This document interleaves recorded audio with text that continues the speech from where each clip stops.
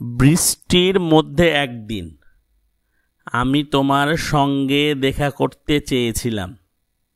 ঘরের উষ্ণতা ছেড়ে বেরুতে চাওনি তুমি। দুঃখ পেয়ে মনটায় আমার বৃষ্টি হয়ে গিয়েছিল। বৃষ্টির পরে আকাশ জুড়ে রামধনু উঠল। গোধূলি বিকেলে আবার যখন ডাকতে গেলাম, ঘরে তোমার অনেক লোক। হাসির আওয়াজে বুকখানি দুমড়ে মুচড়ে যাচ্ছিল। ভাবলাম, চাঁদনি রাতে ভালোবাসা আসে। হাসনু হানায় তখন অনেক ঘ্রাণ। হীরার কুচিতে আকাশ এলো নেমে।